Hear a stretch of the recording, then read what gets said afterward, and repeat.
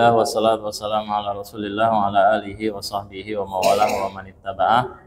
Allahumma alimna ma jahilna wa anfa'na bima 'allamtana warzuqna ilman nafi'an ya rabbal alamin. Rabbi shrah li sadri wa yassir li amri wa hlul 'uqdatam min lisani yafqahu qawli. Tsumma ba'd. Alhamdulillah, segala puji bagi Allah Subhanahu wa taala. Ibu-ibu sekalian yang Allah muliakan, pada kesempatan pagi hari ini, hari Selasa, tanggal 13 Februari 3 Sya'ban 1445 Hijriah. Alhamdulillah, segala puji bagi Allah Subhanahu wa taala. Pada kesempatan pagi hari ini di Mushola Al-Hidayah, Allah Subhanahu wa taala berkenan dengan karunia dan kasih sayangnya pertemukan kita di rumahnya yang mulia, di majelis yang mulia. Semoga Allah Zat yang Maha Mulia mengangkat derajat kita menjadi hamba-hambanya yang mulia, dan semoga setiap langkah yang kita tapaki menuju majelis ilmu ini, setiap langkahnya menggugurkan dosa-dosa kita, mendekatkan kita kepadanya, dan memasukkan kita ke dalam surga. Ibu-ibu sekalian yang Allah muliakan, surat Al-Maidah ayat 54 ini mengandung beberapa pelajaran penting. Yang pertama terkait dengan murtad dari ajaran Islam.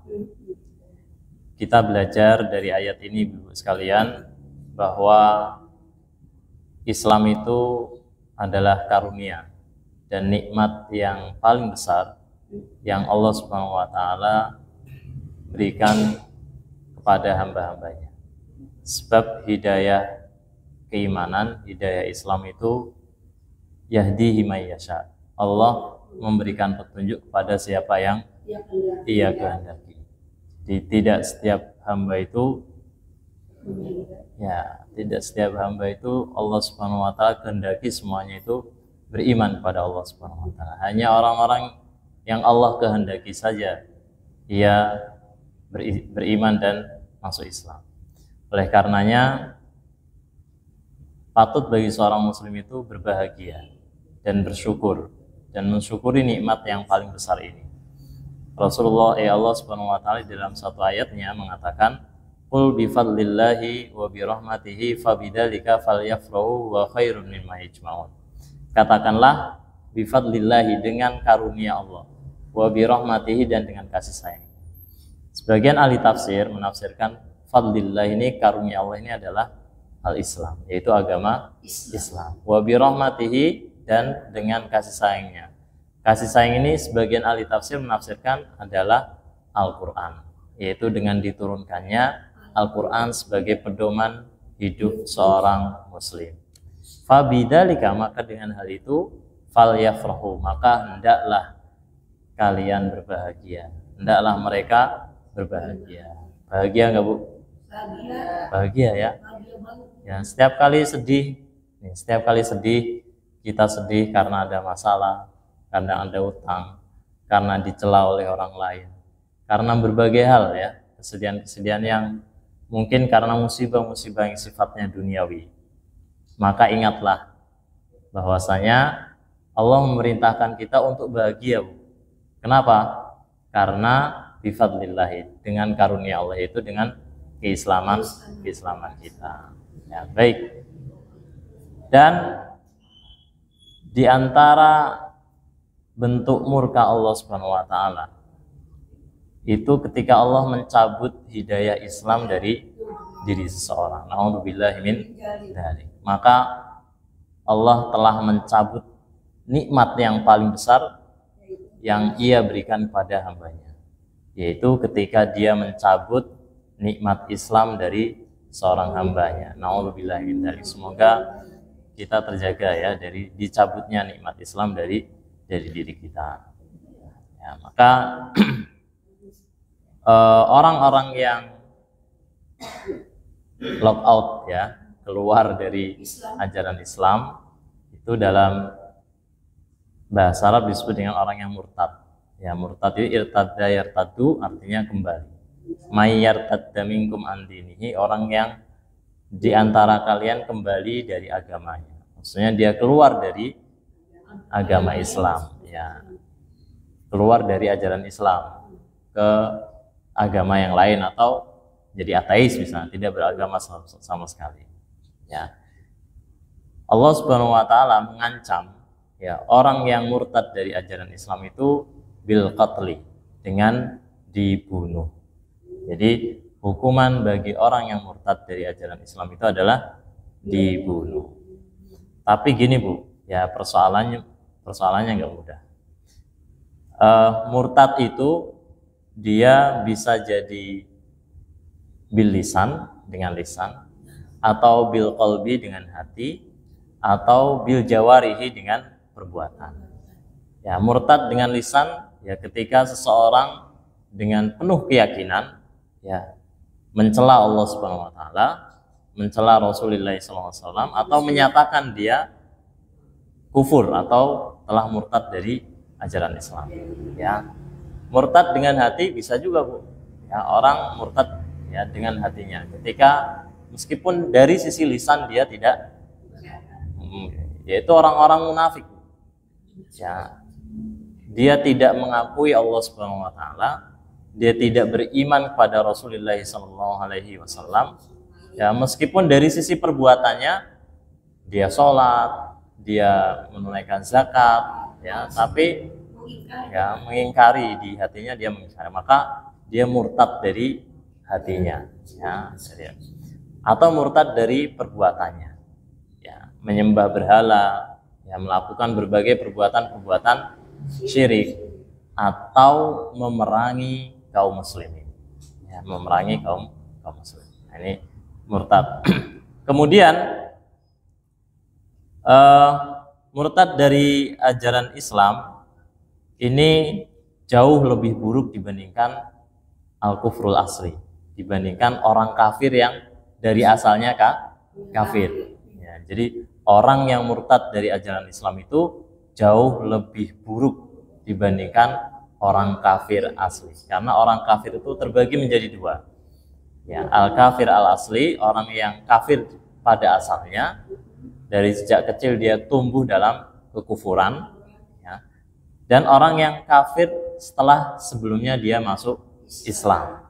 Nah, orang kafir asli ini terbagi menjadi tiga, yaitu kafir harbi, kafir yang memerangi kaum muslimin, kafir dhimmi, kafir yang tinggal, ya, kafir yang tinggal di wilayah kekuasaan kaum muslimin, ya, atau kafir ahdi, orang kafir yang asalnya dari luar kemudian hendak ke negeri muslimin, ya, ke wilayah kekuasaan muslimin, kemudian dia mendapatkan visa, ya, atau perizinan untuk tinggal di, ya, di wilayah kekuasaan orang muslim. Ini kafir ahdi.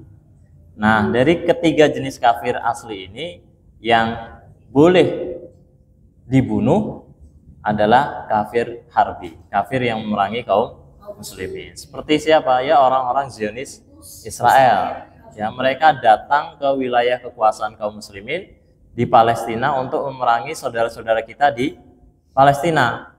Ya, maka apa yang harus dilakukan oleh orang-orang Islam di Palestina, yaitu mengusir mereka, ya, melakukan perlawanan terhadap mereka. Maka jihadnya saudara-saudara kita di Palestina itu jihad yang tegak di atas hukum-hukum syariat dan jihad fisabilillah, jihad di jalan Allah Subhanahu wa taala. Karena Allah Subhanahu wa taala memerintahkan apabila ada orang kafir yang masuk ke dalam wilayah kekuasaan muslimin untuk mengusir orang-orang muslim, maka wajib bagi kaum muslimin untuk melakukan perlawanan terhadap mereka. Kemudian kafir jenis yang kedua yaitu kafir murtad. Ya, kafir yang tadinya muslim dia murtad dari ajaran Islam. Nah, kafir yang murtad ini juga terbagi menjadi dua. Kafir yang murtad saja, dia tidak melakukan perlawanan terhadap umat Islam, udah dia murtad aja. Ya, kemudian yang kedua, kafir murtad yang harbi, yang melakukan perlawanan terhadap kaum muslimin. Ini al-mufariqul jamaah, yang meninggalkan jamaah dan mereka memerangi kaum muslimin, yaitu para pemberontak, ya, dan pemberontak, dan mereka kufur dari ajaran Islam atau murtad dari ajaran Islam. Nah, kedua-duanya ini para ulama sepakat, baik yang dia murtad ya tanpa melakukan perlawanan atau murtad dengan melakukan perlawanan, kedua-duanya wajib dibunuh, ya, wajib dibunuh. Jadi bunuh membunuh ini menegaskan sebenarnya bahwa nikmat terbesar yang Allah Subhanahu wa taala berikan kepada kaum muslimin itu, kepada hamba-hambanya itu Islam. Dan agar seseorang itu mempertahankan ajaran Islam, mempertahankan akidah Islam, ya, bagaimanapun keadaannya. Tapi sekali lagi, Ibu sekalian, bahwa orang yang kafir itu atau orang yang jatuh ke dalam kekufuran itu tidak serta-merta kemudian dibunuh. Tidak serta-merta kemudian dibunuh, ya. Ini mengerikan sekali membahas bunuh-membunuh, ya. Ada 4 hal setidaknya, ya, 4 hal ketika seseorang jatuh ke dalam kekufuran, ya, tapi tidak serta-merta kemudian dia disebut sebagai orang yang murtad dari ajaran Islam. Yang pertama yaitu al-jahlu, karena kebodohan. Ya, orang yang tidak tahu bahwasanya, misalkan ya, bahwasanya Allah Subhanahu wa taala itu adalah Khaliq, ya, pencipta, ya, dan semua yang selain Allah Subhanahu wa taala adalah makhluk, ya, ada makhluk. Ya, tapi dia tidak tahu kalau menyembah berhala itu termasuk perbuatan syirik dan menyebabkan seorang murtad dari ajaran Islam, ya. Dia sudah login, ya, masuk Islam, tapi dia masih berbuat syirik. Nah, karena apa? Karena kebodohan. Maka ini ma'dzur. Ya, ini tidak lantas kemudian bunuh. Ya, Bu, ya. Tidak lantas kemudian dibunuh. Kemudian yang kedua yaitu at-ta'wil. At-ta'wil ini kesalahan di dalam memahami Islam. Ya, kesalahan dia belajar Islam tapi salah memahami ajaran-ajaran, salah menafsirkan ayat-ayat, ya, misalnya ayat-ayat tentang zat Allah Subhanahu wa taala, ya. Dia menyamakan Allah Subhanahu wa taala dengan makhluknya. Misalkan, ya, padahal tidak bermaksud untuk menyamakan, tapi salah di dalam, kalau tadi tidak tahu sama sekali, kalau ini salah di dalam memahami ajaran Islam. Tidak serta-merta kemudian orang yang demikian dia dibunuh, ya, orang murtad dari ajaran Islam maksudnya, tidak serta-merta. Kemudian yang ketiga yaitu orang yang kafir atau murtad dari ajaran Islam secara tidak sengaja, ya, secara tidak sengaja, ya. Misalkan dia mengucapkan kata-kata kufur, ya, tapi tidak sengaja, keseleo lidahnya. Ya, dulu pernah, ya, ada orang yang mengatakan Allahu abdi, ya, Allah itu hambaku, ya, tapi keseleo lidah, tidak lantas kemudian dia murtad dari ajaran Islam. Kemudian yang keempat yaitu tahtal ikrah, yaitu orang yang berada di bawah ancaman. Nah, ini seperti dulu pernah dialami oleh as-sahabi al-jalil Amr bin Yasir, ya, keluarga Yasir. Kan semua keluarga Yasir, ya, di masa-masa perjuangan dakwah Nabi di Mekah itu disiksa oleh tuannya, ya. Di antaranya adalah Yasir, istrinya, ya, kemudian putranya Amr bin Yasir. Ya, Amr bin Yasir ini, yang lain keluarganya, bapaknya, ibunya, mereka kukuh, ya, untuk tetap, ya, tidak mengatakan kekufuran, ya, tetap tidak mau mengakui Lata, Uzza, Manat itu sebagai Tuhan, ya. Kemudian Amr bin Yasir mengucapkan perkataan kufur, tapi hatinya mutmainnun, ya, hatinya tetap di dalam ajaran Islam, meskipun dia mengeluarkan perkataan kufur, tapi keluar perkataan kufur itu di bawah ancaman pedang. Kalau enggak mengatakan kufur, maka dia dibunuh. Jadi kalau 4 hal ini orang jatuh ke dalam kekufuran, tidak lantas kemudian dia murtad dari ajaran Islam. Nah, ya, kemudian Bu, yang perlu kita ketahui juga bahwa orang yang murtad dari ajaran Islam, kalau bukan karena 4 hal ini ya tadi ya, bukan bodoh, dia tahu setahu-taunya, ya, kemudian dia sengaja tidak di bawah ancaman, bahkan tidak salah di dalam menafsirkan ayat-ayat Al-Quran atau memahami sunnah-sunnah Rasulullah SAW, dia tahu ya dengan setahu-taunya, kemudian dia murtad pun tidak lantas dibunuh, ya, harus ada tindak lanjut terlebih dahulu, yaitu yustatabu. Kata Ibnu Qudamah di dalam kitab Al-Mughni, al-murtadu la yuktalu illa yustatabu salatan ba'da an yustatabu salatan. Orang murtad dari ajaran Islam itu tidak dibunuh, ya, kecuali tidak dibunuh sampai dia diminta taubat sebanyak 3 kali. Diminta taubat sebanyak 3 kali. Dan ini pendapat Umar bin Khattab, pendapat Ali bin Abi Thalib, dan sejumlah para ulama, ya, dan dari kalangan salaful ummah. Jadi diminta taubat dulu, ya, sebanyak 3 kali. Kalau ya, tidak orang dia murtad, ya, mengikrarkan ya murtadnya dari ajaran Islam, tidak serta-merta langsung kemudian dibunuh, ditanya dulu, ya, kemudian apakah kamu mau bertobat atau tidak, ya. Nanti kasih uzur waktu, ya, sekian hari, kemudian ditanya lagi, ya, mau bertobat atau tidak, ya, kan kasih uzur. Dan seiring waktu itu, Bu, selama waktu itu terus diajarkan, barangkali dia salah memahami ayat-ayat Al-Quran, makanya ditanya terlebih dahulu, ya, dan seterusnya. Berusaha untuk dikembalikan pada pemahaman yang benar, ya. Kemudian yang menegakkan hukum had atau hukuman mati terhadap orang-orang yang murtad dari ajaran Islam itu bukan setiap kaum muslimin berhak untuk menegakkan had ini atau melakukan hukum membunuh orang yang murtad dari ajaran Islam, ya. Jangan sampai, wah, kamu murtad, ya, langsung ambil pisau kemudian dibunuh, nggak serta-merta seperti itu. Bahaya sekali, ya, kalau kita, ya. Nah, ini makanya salah paham, ya, salah di dalam memahami hakikat ajaran Islam, sehingga terkesan bahwa ajaran Islam itu agama yang keras, ya, agama yang radikal. Kenapa? Karena banyak orang salah memahami, ya.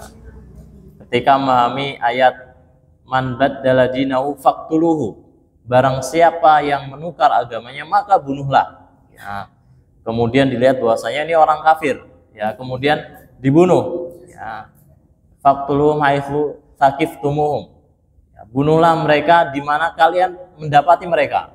Ada orang kafir datang ke Bali, ya, kemudian datang dibunuh, nggak serta-merta, ya.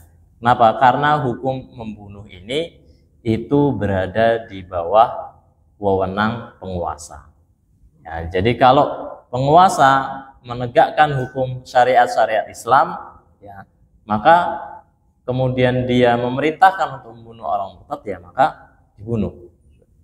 Kalau penguasa itu tidak menerapkan syariat Islam, ya, tidak ada di dalam hukum-hukum itu membunuh orang-orang yang murtad dari ajaran Islam, ya, kita tidak boleh membunuh sembarangan, ya, tidak boleh membunuh sembarangan. Nah, ini terkait dengan hukum. Kemudian terakhir, Bu, ya, terkait dengan murtad ini, sebagaimana di dalam ayat ini, fasaufa ya'tillahu biqaumin yuhibbuhum wa yuhibbunahu. Ini sifat orang yang sebenarnya ayat ini turun untuk menghabarkan sesuatu yang akan datang kemudian. Jadi peristiwa murtadnya suatu kaum itu tidak terjadi di masa Rasulullah Shallallahu Alaihi Wasallam. Tapi Rasulullah Shallallahu Alaihi Wasallam itu khawatir, jangan-jangan nanti banyak di antara kaumnya setelah beliau wafat nanti murtad dari ajaran Islam. Maka Allah Subhanahu Wa Taala menghabarkan kepada Rasulullah SAW bahwa orang yang murtad dari ajaran Islam jangan khawatir. Fasaufa ya'tillahu biqaumin, kelak Allah akan mendatangkan suatu kaum yang sifat-sifatnya disebutkan nih, sifat orang-orang yang menggantikan orang-orang yang murtad tadi. Yuhibbuhum, yang Allah mencintai mereka. Wa yuhibbunahu, dan mereka mencintai Allah Subhanahu Wa Taala. Jadi kecintaan Allah Subhanahu Wa Taala ini adalah anugerah yang terbesar. Kalau Allah sudah mencintai hambanya, maka Allah akan menjadi mata yang ia melihat dengannya, kaki yang ia berjalan dengannya, lisan yang ia berbicara dengannya, telinga yang ia mendengar dengannya. Jadi seolah-olah ini jangan disalah tafsirkan, ini manunggaling kawula Gusti, jadi satu dia dengan, tidak demikian. Tapi yang dimaksud dari hadis ini bahwasanya Allah Subhanahu Wa Taala begitu kuat mencintai seorang hamba sehingga segala gerak-geriknya itu diridhoi oleh Allah Subhanahu Wa Taala. Kemudian sifat yang kedua, adillatin alal mu'minin, yaitu begitu hormat ya terhadap orang-orang yang beriman. Ya, para ahli tafsir menafsirkan adillatin alal mu'minin itu yuhibbul mu'minin. Mereka mencintai orang-orang yang beriman kepada Allah Subhanahu Wa Taala. Aizzatin alal kafir, bersikap tegas terhadap orang-orang kafir. Ini sifat yang ketiga. Yujahiduna fi sabilillah. Ini sifat yang keempat. Mereka menegakkan jihad di jalan Allah Subhanahu Wa Taala. Dan sifat yang kelima, wala yakhafuna laumata laim, dan mereka tidak takut celaan orang yang mencela. Dzalika fadlullahi yu'tihi may. Inilah karunia yang Allah Subhanahu Wa Taala berikan kepada yang Allah, yaitu karunia keislaman. Yang Allah Subhanahu Wa Taala berikan kepada karunia itu banyak. Tadi sifat-sifat orang-orang yang.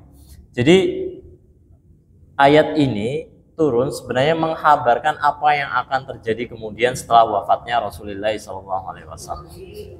Bahwasanya setelah wafatnya Rasulullah SAW banyak orang yang murtad. Ya, ada dua kelompok yang murtad dari ajaran Islam di masa kekhilafan Abu Bakar setelah wafatnya Rasulullah SAW. Pertama, orang yang murtad ya dengan menyatakan ikrar kemurtadan. Ya.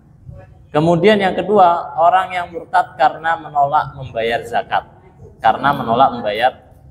Nah, dua orang murtad ini diperangi oleh Abu Bakar radhiyallahu anhu. Inilah maksud fasaufa ya'tillahu biqaumin yuhibbuhum wa yuhibbunahu adillatin 'alal mu'minina a'izzatin 'alal kafirin yujahiduna fi sabilillah. Mereka menegakkan jihad, yaitu memerangi orang-orang yang murtad di jalan Allah. Wala yakhafuna laumata laim. Saja saya kira Bu ya, cukup ya sudah ya. Barakallahu fikum, hadanallahu wa iyyakum. Assalamualaikum warahmatullahi wabarakatuh.